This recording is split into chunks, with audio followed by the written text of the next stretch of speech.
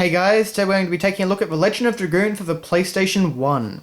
And this is one of the system's many great RPGs. However, it actually didn't come from anywhere like Squaresoft or Enix, but was actually a product of Sony Computer Entertainment, making this a first-party RPG. And I believe the only one that Sony's ever done.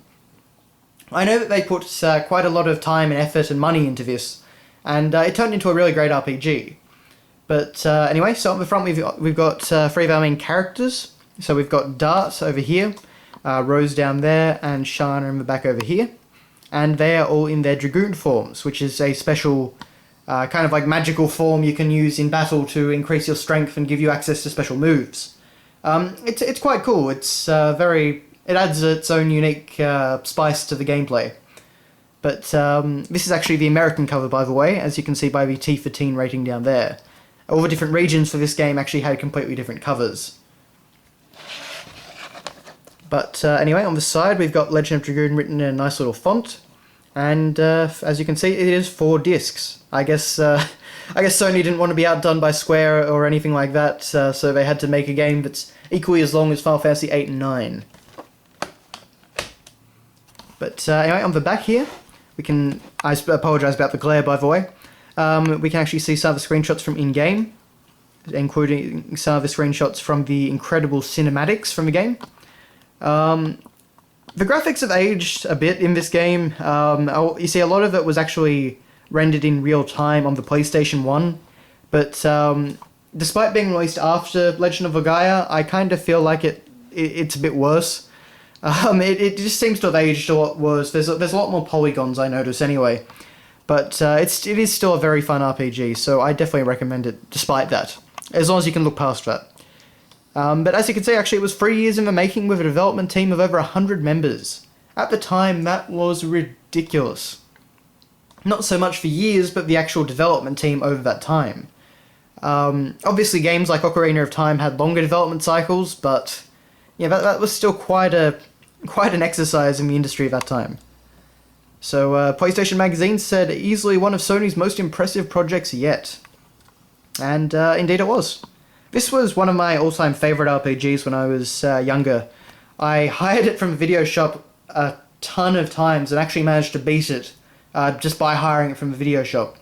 I think it took me years, and in the process, lots of discs and save files were, destroyed and stuff like that, but I finally did actually manage to beat the game, so... I should say, by the way, when I say discs destroyed, basically other kids would hire them in between my hirings of the game, and for some reason discs 1, 2, and 3 got really terribly scratched to the point that they didn't work. Luckily, I just made it onto disc 4 before disc 3 was actually scratched, and I had to really hurry to beat the game before disc 4 was ruined. But that was just one of the joys of hiring everything from a video shop. Now, I'll just say that I don't know if this is a problem with my copy or what, but Disc 2 isn't really held in there very well. It's very loose. It doesn't click onto anything or anything like that. It can very easily fall out. I don't know if that's a problem with just mine or if it's a common problem with the US version of the game, but that's something a little bit annoying. But anyway, so on the first disc we have Dart in his Dragoon form, just like the front cover. All looks very nice. And behind it we have some very nice artwork from one of the cinematics in the game. They're all on a ship in front of a very nice looking golden sea. Then in the next section we have disc 3 with Shana in her Dragoon form, and she seems to be held in pretty well. It's just disc 2 for some reason. Despite actually her actually missing some of the parts, as you can see right there. But so anyway. And then disc 4 has Levitz, I believe he was called. Anyway, I think that was how the name was pronounced. And then behind that, we've got this great shot of... I can't actually remember his name. I believe it was Albert, but, it's obviously another shot from another cinematic sequence. Looking very nice. Anyway. So finally, of course, we have our manual. And as you can see, we've actually got some more shots from cinematic sequences. So we've got a great render of Lloyd there, as well as one of the character Rose in the background in front of some pretty monolithic structure, as you can see. Now the manual actually does have colour, and it does have this very nice decal from the beginning of the game. We get some rather nice like 2-page images of some of the cinematics here. They were really trying to push how good the cinematics looked in this one, and I get the impression that's where a lot of their money went. But you know, considering that most manuals for the PlayStation 1 were actually in black and white, like even I think games like Final Fantasy VII had black and white manuals.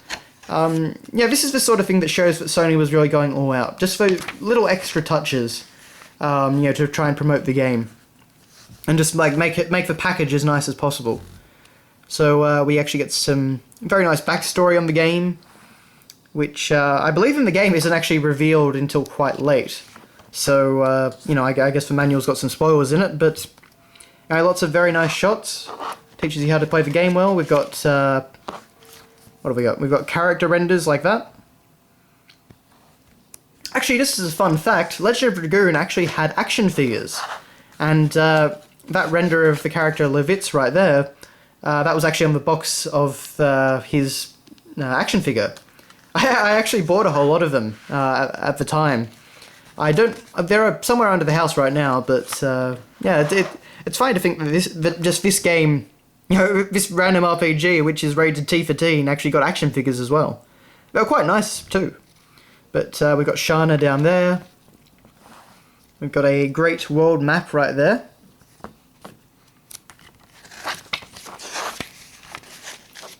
But yeah, great render of all the different party members in the game. Looking pretty good there.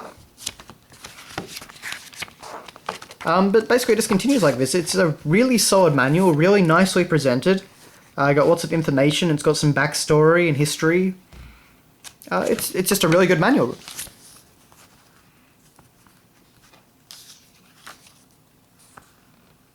And we do go through all the different characters, as you can see, so... Well, some of them at least, anyway.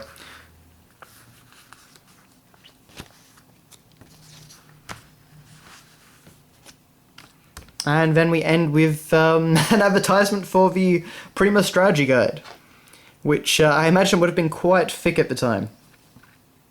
So now that you've got the game, arm yourself with the power of knowledge. So yes, to order by phone, call that number. So, or you could actually send out for it, but I imagine most local games shops would have had it. So this was actually in 2000. So it was definitely one of the latest games for the PlayStation 1.